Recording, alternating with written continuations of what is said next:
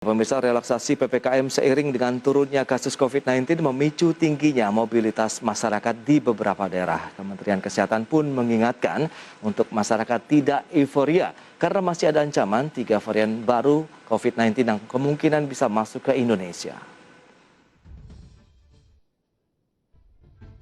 Penurunan kasus positif COVID-19 memang menjadi capaian yang membanggakan, baik bagi pemerintah maupun masyarakat yang telah berupaya menjaga dan menerapkan standar protokol kesehatan. Kondisi ini membuat masyarakat mulai melakukan penyesuaian terhadap aktivitas ekonominya dan memicu tingginya mobilitas masyarakat di berbagai daerah.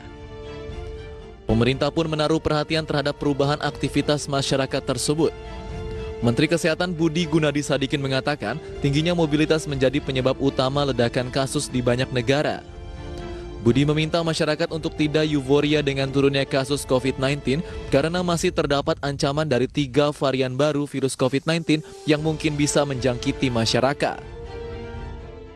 Budi menambahkan ketiga varian baru virus COVID-19 tersebut masih terus diteliti karakteristiknya dan kekuatannya dalam menembus antibodi. Oleh sebab itu, Budi meminta seluruh pihak waspada dan tidak kendor menerapkan protokol kesehatan. Meski demikian, ketiga varian baru virus tersebut belum ditemukan di Indonesia. Untuk mencegah masuknya varian tersebut, pemerintah telah memperketat screening pintu masuk ke Indonesia. Varian Lambda atau C37 ini pertama kali ditemukan di Peru pada bulan Desember 2020 dan sekarang sudah tersebar di 42 negara.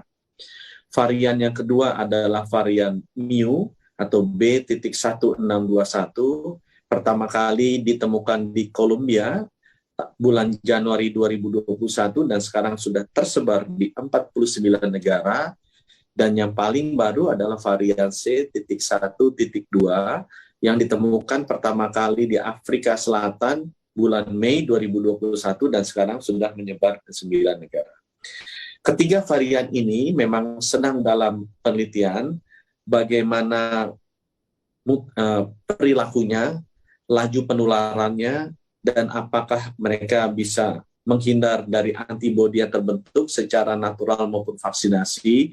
Dan sampai sekarang memang belum ada hasil riset yang pasti, tetapi ketiga-tiga varian ini, baik varian Lambda, varian Mu maupun varian C.1.2 belum ada di Indonesia.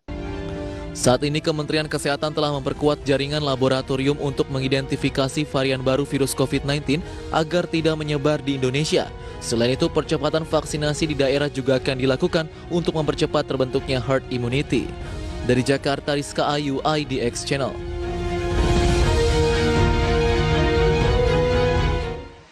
Baik pemirsa, untuk membahas tema kita pagi ini, jaga prokes untuk mengantisipasi lonjakan kembali COVID-19, kita sudah tersambung melalui Zoom bersama dengan Profesor Wiku Adi Sasmito, beliau adalah juru bicara Satgas Penanganan COVID-19. Selamat pagi, Prof. Wiku. Selamat pagi. Baik, salam sehat, Prof. Salam sehat untuk semuanya. Baik, terima kasih atas waktu yang sudah disediakan. Mungkin langsung saja bisa update nih Prof mengenai kondisi terbaru dari kasus COVID-19 di Indonesia hingga saat ini sudah seperti apa? Ya, baik, terima kasih. Secara umum memang kondisinya lebih terkendali dan membaik. Dan kalau kita lihat di Pulau Jawa Bali, sekarang penambahan kasus konfirmasinya turun cukup besar, 96% dari puncak kasus di tanggal 15 Juli tahun 2021. Dan hasil asesmen level kabupaten kota dan aglomerasi terlihat bahwa aglomerasi Bali turun menjadi level 3 dan di Jabodetabek dan Surabaya juga menjadi level 2, jadi semuanya membaik. Dan ada 24 kabupaten kota yang menjadi level 2 dan 6 kabupaten kota menjadi level 1. Jadi ini kondisinya baik di Jawa Bali. Sedangkan di luar Jawa Bali, dan kasus konfirmasinya per 100.000 penduduk per minggu di seluruh provinsi luar Jawa Bali juga menurun. Jadi ini juga kabar yang baik dan terjadi perbaikan level assessment di 17 kabupaten kota, 16 kabupaten kotanya mengalami penurunan level dari 4 ke 3 dan ada 1 kabupaten kota yang menurun dari level 4 ke level 2. Demikian di secara nasional. Secara indikasi seperti itu, apakah menunjukkan bahwa efektivitas dari penerapan PPKM berhasil ini, Prof, untuk menekan lagi penyebaran COVID-19 di wilayah Jawa Bali dan mungkin di luar Jawa Bali? Ya, pada saat sekarang jawabannya iya. Tetapi apakah bisa bertahan lama atau tidak, ini tergantung masyarakat dan tergantung pemerintah yang bersinergi untuk betul-betul bisa mempertahankan kondisi yang baik ini. Jadi kita kan punya model sekarang. Betul. Bagaimana mengendalikan ledakan kasus kedua kemarin, Ya. dan itu bukan hanya kerja pemerintah, tapi juga kerja masyarakat, kepatuhan masyarakat, dan itu semua kita rasakan, kita kontribusi. Jadi kalau ditanya bisa seperti ini lagi, enggak ke depan. Harusnya bisa kalau kita belajar dari keadaan ini. Match seperti inilah, komplement seperti inilah yang kita harapkan. Tetapi mungkin secara ekonomi mungkin masih kurang kondusif. Nah, disitulah letaknya kita harus berhati-hati melakukan adjustment. Nah, itu supaya dia. Ekonominya produktif, Betul. tapi aman COVID. Itu yang harus kita jaga. Nah, untuk masyarakatnya sendiri apa saja yang harus diwaspadai menyikapi kondisi saat ini? Memang ada tren penurunan dari kasus positif, tapi kan kita masih tetap harus waspada nih untuk mengantisipasi adanya kemungkinan lonjakan kembali, Prof. Ya, jadi masyarakat harusnya melihat refleksi 2 bulan terakhir ini tentang penanganan COVID, apa yang mereka rasakan dan apa yang mereka lakukan. Nah, ini bisa turun karena komitmen mereka juga. Jadi mereka membatasi mobilitas, itu penting nomor satu. Kemudian memastikan bahwa kalau pergi dalam kondisi sehat. Dan pemerintah juga sudah membuat sistem, salah satunya untuk masuk ke fasilitas publik seperti mal, tempat perbelanjaan dan seterusnya sudah menggunakan aplikasi Peduli Lindungi, sehingga persyaratan vaksinasi juga menjadi syarat untuk bisa kita masuk ke fasilitas publik tersebut. Nah, masyarakat kan sudah mulai membiasakan. Jadi kalau kita lihat, ya tentunya masyarakat kalau bisa menjalankan pola seperti ini dan lebih, tentunya pasti itu adalah modal kita untuk ke depan tidak terjadi lonjakan karena masing-masing mengendalikan diri, mampu mengendalikan diri. Baik, berarti perilaku di masyarakat sudah mulai terbentuk untuk tetap menjaga protokol kesehatan begitu ya, Prof? Ya, sudah terbentuk dari kemarin, tapi apakah nanti bisa terjaga terus seperti itu? Kita bersama. Moga-moga bisa. Ya, tapi kalau kita wilayah dari Jawa dan Bali begitu yang selama ini menjadi fokus dari Satgas maupun pemerintah begitu, apakah juga akan tetap difokuskan kepada Pulau Jawa dan Bali saja untuk penanganan COVID-19, Prof? Enggak, tidak. Jadi penanganan COVID-19 tidak hanya terbatas di Jawa Bali. Mungkin beritanya kelihatan lebih bergaung dari Jawa Bali ya. Yes. Pada prinsipnya enggak begitu. Kita menangani seluruh Indonesia. Kita mengamati seluruh perkembangan wilayah sampai dengan detail. Bahkan kalau perilaku itu kita sampai perilaku desa dan kelurahan. Kita punya perannya itu. Ada yang lapor, ada yang tidak. Tetapi secara keseluruhan di tingkat provinsi juga kita awasi, setiap pulau juga kita awasi, bukan hanya Jawa Bali, tapi Kalimantan, Sulawesi, dan seluruhnya kita awasi dan kita kontrol satu-satu, memastikan terjadi penurunan kasus seperti ini. Jadi terjadi ini bukan karena didiamkan saja terus turun sendiri, tidak. Ini adalah proses kerjasama pemerintah pusat dan pemerintah daerah dalam mengendalikan baik Jawa Bali maupun luar Jawa Bali. Itu dia. Tantangan yang terbesar, Prof. Oke lah, kita sudah berhasil menekan kasus positif begitu. Tapi kan yang paling sulit adalah menjaganya supaya ini tetap dalam tren yang positif dalam artian penurunan dari kasus positif COVID-19, Prof. Ya, jadi kalau kita lihat justru sekarang itu kan ada modelnya PPKM dengan leveling 4, 3, 2, 1. Dan kita daerah pasti sangat peduli terhadap itu, pelaku usaha dan aktivitas sosial semua melihat itu. Jadi mereka sendiri yang akan mengatur dirinya sebenarnya. Ini kan mulai kedewasaan masyarakat, pemerintah daerah untuk mengendalikan kondisinya di lingkungannya itu menjadi lebih tinggi. Dan ini harapannya dengan demikian masing-masing bisa mengatur gas rem dari aktivitasnya. Dan nanti akan ketemu sebenarnya kombinasi yang paling pas itu seperti apa yang kalau kita aktivitas tidak timbul kasus, tidak terjadi penularan. Itu yang harusnya dipelajari oleh masyarakat, bukan hanya pemerintah. Berikut ini kami update dari perkembangan kasus positif COVID-19 dari tanggal 1 hingga 14 September 2021. Data selengkapnya bisa Anda saksikan di layar televisi Anda. Ya, kita lihat tren pergerakan dari awal bulan September memang cenderung mengalami penurunan seperti yang sudah disampaikan oleh Profesor Wiku tadi di segmen sebelumnya. Tren ini yang harus kita jaga, jangan sampai lengah, tetap waspada terkait dengan lonjakan kasus COVID-19 apabila adanya peningkatan aktivitas masyarakat, apalagi sudah ada mulai kerumunan-kerumunan di beberapa lokasi tertentu. Selanjutnya kita akan lihat dari sisi penyesuaian aturan PPKM 14 sampai dengan 20 September apa saja. Yang pertama ini bioskop pemirsa. Sudah mulai bisa dibuka dengan kapasitas maksimal 50% di kota dengan level 3 dan 2. Kemudian mendorong kepatuhan terhadap penggunaan aplikasi Peduli Lindungi di kawasan industri, menerapkan prokes ketat ya, dan juga implementasi Peduli Lindungi di lokasi wisata yang berada di level 3. Kemudian juga ada penerapan ganjil genap diberlakukan di daerah-daerah wisata di akhir pekan. Dan pengetatan syarat perjalanan internasional dari luar negeri, yakni wajib vaksinasi penuh, kemudian tes PCR selama 3 kali, karantina 8 hari, dan juga pembatasan pintu masuk untuk kemudahan pengawasan.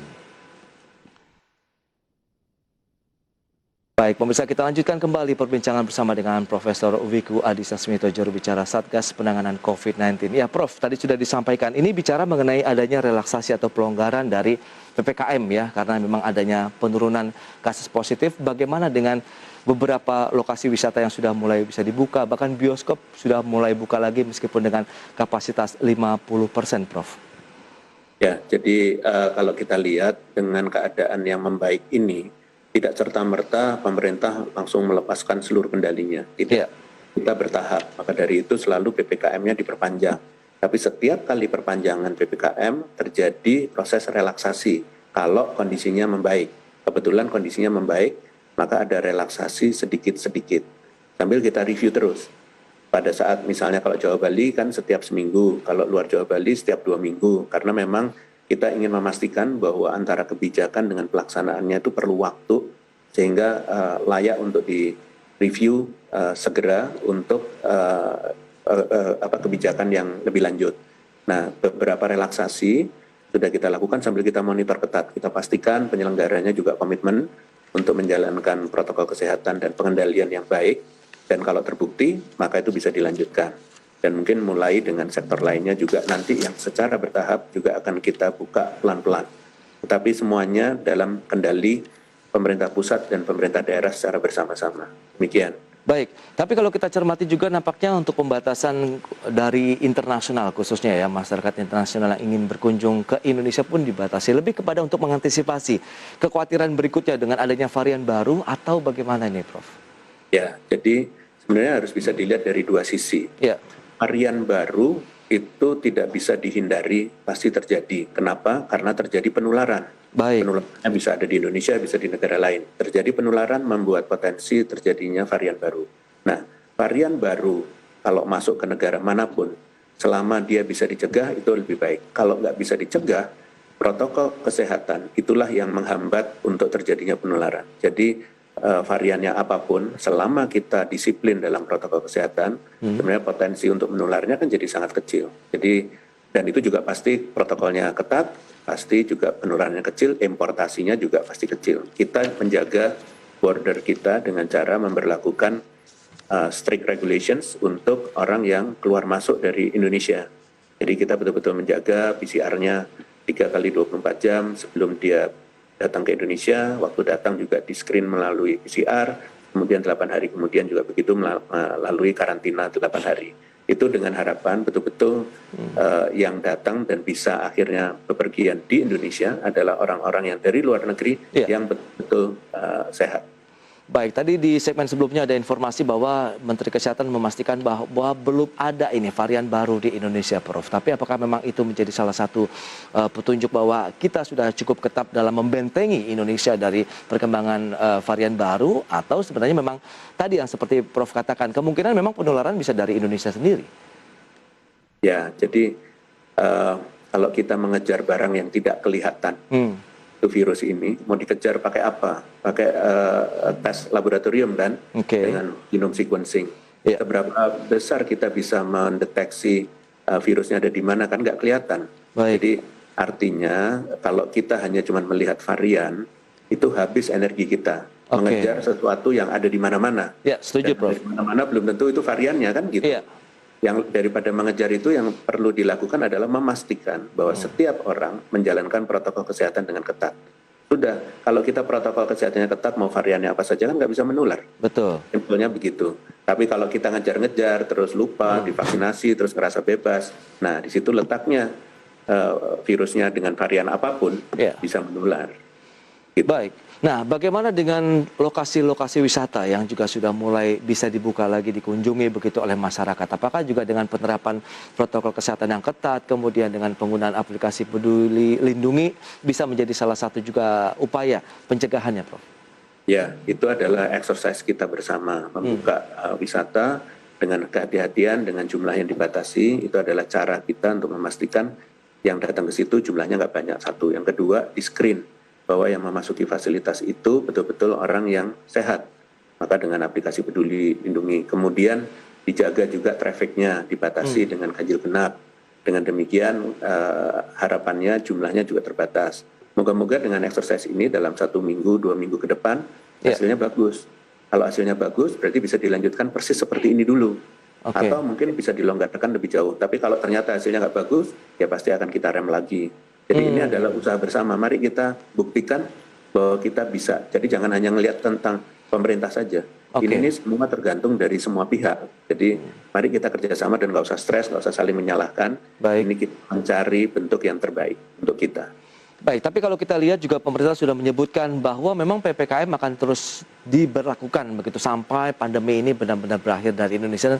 Bagaimana kesiapan masyarakat Indonesia begitu, Prof, dari pengamatan Profesor Wiku sendiri menyikapi bahwa kita bisa hidup berdampingan bersama dengan COVID-19?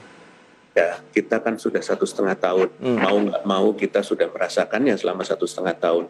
Sesuai atau tidak sesuai kita sudah mengalaminya. Ada yang nggak sesuai sampai akhirnya tertular dan meninggal. Oke. Tapi ada juga yang sesuai akhirnya bisa menghindari sampai dengan sekarang. Jadi ke depan selama virus ini masih ada dan menjadi pandemi, maka kita akan belum tuntas. Maka dari itu PPKM pembatasannya. Jadi jangan dilihat dari PPKM-nya. Oke. Pembatasan mobilitas kegiatan masyarakat itu tetap harus dibatasi. Karena kalau enggak sudah terbukti selalu menular. Jadi selama itu musuhnya masih ada, kita akan seperti itu. Tetapi kelonggaran kan tetap ada. Jadi kelihatan kan dari 4, 3, 2, 1, ada yang sudah bisa 1 levelnya, ada yang 2 dan seterusnya. Yang dulunya 4 kan. Berarti kan sebenarnya bisa jadi 2, 3, 1. Itu kan bukan karena pemerintah saja, karena masyarakatnya juga bisa menyesuaikan. Jadi 1,5 tahun bisa. Jadi kalau ke depan ya harusnya bisa. Yang harus kita cari adalah level 1 itu. Kalau bisa seluruh Indonesia level 1. Dan betul-betul terkendali seperti itu, nggak melonjak jadi 2. Kalau sampai dinamis ya 2, nanti kita kontrol lagi supaya jadi 1 lagi gitu. Jadi kebiasaan baru itulah yang harus kita pelajari. Kita sudah 1,5 tahun loh berhadapan dengan ini.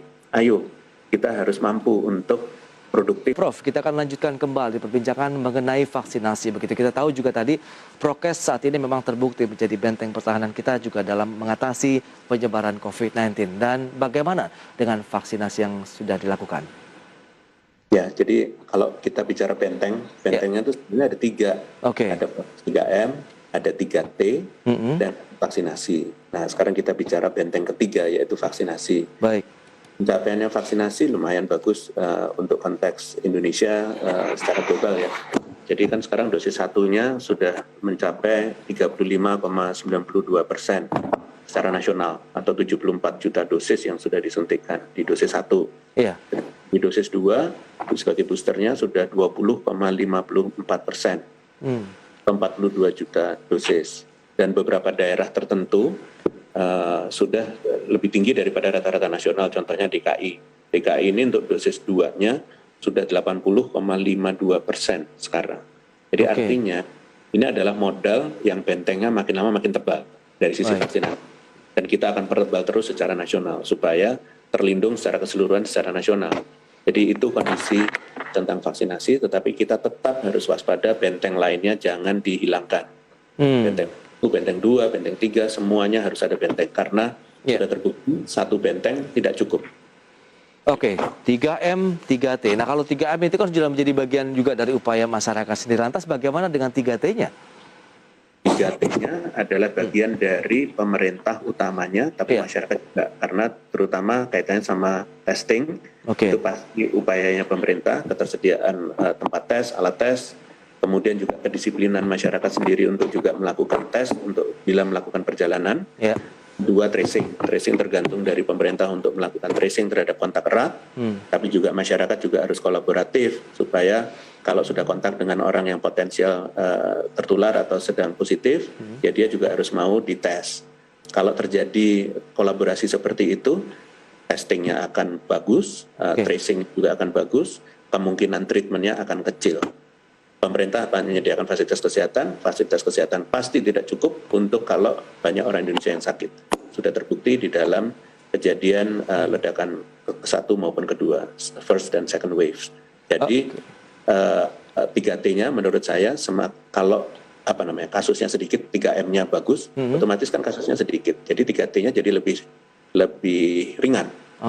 Dan 3T-nya lebih ringan menjadi lebih efektif kan. Ditambahin lagi dengan vaksinasi, orangnya juga disiplin mau vaksinasi, coverage-nya lebih cepat tercapai. Jadi itu adalah modal 3 bersama itu yang menjadikan kita kuat untuk ke depan. Tantangannya, Prof, dalam menerapkan tadi 3 benteng pertahanan COVID-19 di Indonesia, ada 3M, 3T, dan juga vaksinasi sejauh ini, apakah bisa tersinergikan dengan baik untuk pelaksananya di lapangan? Ya, itu semuanya serba dinamis. Jadi kalau tantangannya apa? Tantangannya pemerintah pusat adalah memastikan kemampuan pemerintah daerah sampai di level paling tidak kabupaten kota untuk mampu bertanggung jawab dan mengendalikan kondisinya seperti pemerintah pusat mengendalikan seluruh nasional. Kalau setiap pemerintah daerah mampu mengendalikan seperti pemerintah pusat, maka tugasnya pemerintah pusat sudah menjadi lebih ringan dan pemerintah daerah menjadi punya kemampuan untuk menjalankan kehidupan sosial ekonomi lebih baik dan aman COVID. Yang ketiga, tantangannya adalah masyarakat. Masyarakat jenuh, maka dari itu juga perlu sosialisasi lebih baik supaya masyarakat menjadi terbiasa. Jadi kalau kita sudah terbiasa tahu tempat yang berbahaya, ya pastinya kita akan menghindari tempat berbahaya itu. Kurang lebih begitu. Jadi caranya adalah dengan protokol kesehatan, ya, disiplin aja. Kalau sampai tertular, ya terus harus ditesting dan seterusnya sampai dirawat kalau sampai perlu. Jadi tantangannya itu, dan itu dinamis. Kenapa dinamis? Karena ini jangan berbicara cuman virus dan kesehatannya saja. Ini kan aspek sosial sebenarnya terkait dengan perilaku. Jadi sangat tergantung kepada budaya di masyarakat, kemampuan menerima keadaan dan menyesuaikan diri. Manusia kan harusnya paling mudah untuk menyesuaikan diri, daya adaptasinya kan tinggi. Jadi itulah yang modal kita, apalagi gotong royong ya. Kita punya gotong royong, harusnya saling mengingatkan, harusnya kita mampu. 1,5 tahun kita 2 kali gelombang, di tempat lain sudah 3 gelombang, dan kita mampu menurunkan dalam waktu 2 bulan lonjakan kedua dengan bagus, gitu kan. Berarti kan kemampuannya kita ada. Ya, itu modal kita ke depan. Baik, Prof. Tapi kalau kita lihat dari sinkronisasi data, ini juga penting kan, karena dari pusat dan daerah juga harus sama dan seimbang begitu. Bagaimana Anda melihat dari data-data yang ada saat ini? Ya, saya melihatnya begini, Indonesia ini besar sekali, 500 lebih kabupaten kota, provinsinya 34, ya. Terus setiap daerah punya sistemnya sendiri-sendiri selama ini. Terus kemudian didisrupsi oleh COVID, supaya kita punya alat navigasi karena virusnya nggak kelihatan, dan datanya dari orang sakit. Dan ini mulai diberesi. 1,5 tahun itu cukup waktu untuk akhirnya kita punya satu data, meskipun belum sempurna. Masih saja ada data yang telat masuk, nggak lengkap datanya sehingga nggak bisa masuk dari satu daerah ke daerah, contoh ke daerah lain juga seperti itu, baik di tingkat kabupaten, kota maupun provinsi, selalu kita perbaiki. Dan dengan cara memperbaiki itu kita punya data yang lebih baik, sehingga sebagai alat navigasi kan, membuat kebijakan. Semakin datanya real time, interoperable, dan reliable dari datanya, maka otomatis kebijakan yang diambil akan tepat sekali. Misalnya ini contoh PPKM, setiap seminggu sekali diubah atau dimodifikasi. Itu kan dasarnya dari data. Kalau datanya bagus, reaksi kita cepat sekali. Kalau datanya nggak bagus, jadi ragu-ragu kita. Ini mau kita gas bisa nggak ya? Tahu-tahu ternyata datanya salah atau sebaliknya. Jadi ini tanggung jawab kita bersama. Makanya nggak bisa cuma dilihat pemerintah pusat sama pemerintah daerah saja, nggak bisa gitu. Warga, masyarakat juga harus ikut kontribusi. Kalau mereka juga melaporkan dan seterusnya, menjadi jelas virusnya bergerak kemana itu jadi bisa terhambat. Kurang lebih begitu. Baik, Prof. Terakhir, Prof. Optimisme Profesor Wiku Adhisa Smito terhadap perkembangan COVID-19, terus bagaimana supaya kita bisa seiring sejalan dengan peningkatan aktivitas ekonomi di tengah pandemi, seperti apa, Prof? Ya, kalau saya sebagai orang yang berkecimpung dengan COVID ini sejak awal, saya sangat optimis. Kayak saya sebagai orang Indonesia, saya tahu budaya Indonesia itu sangat adaptif terhadap perubahan. Dan secara geopolitik kita ini kan daerah yang mudah berubah, budayanya memang beragam. Berarti kalau beragam itu kan bisa macam-macam reaksinya. Artinya semakin kita beragam, semakin sulit juga akan melawan orang yang beragam ini. Jadi itu kekuatan bangsa kita justru yang saya lihat. Jadi prospek ke depan menurut saya positif. Sebagai bangsa besar, ternyata kita tidak jadi kontributor kasus besar dunia. Yang sudah menunjukkan gitu. Giliran kena gelombang besar, kita bisa menanganinya juga. Masyarakatnya masih oke. Dan sekarang adalah mulai kita membuka ekonominya perlahan. Jadi saya lihat prospek ke depannya bagus, dan kita harus memanfaatkan momentum yang masyarakat siap, pemerintah daerah siap, untuk mulai maju ke depan. Dan kalau kita bisa, kita juga bisa membantu negara lain secara global. Itu penting, karena kita bangsa besar di dunia. Baik, Demikian. yang penting adalah bahu-membahu dan gotong royong sebagai sikap dasar bangsa Indonesia ya, Prof, ya, dalam menyikapi kondisi seperti saat ini. Jadi swasta juga harus bantu pemerintah, masyarakat juga harus bantu pemerintah juga bantu masyarakat. Jadi saling bantu, inilah kekuatan kita yang besar sebenarnya. Baik, Profesor Wiku, terima kasih banyak atas waktu dan insight yang menarik ya mengenai perkembangan COVID-19 di Indonesia. Sukses terus, Prof, dan stay healthy, Profesor Wiku. Terima kasih. Ya, salam sehat. Salam sehat, Prof.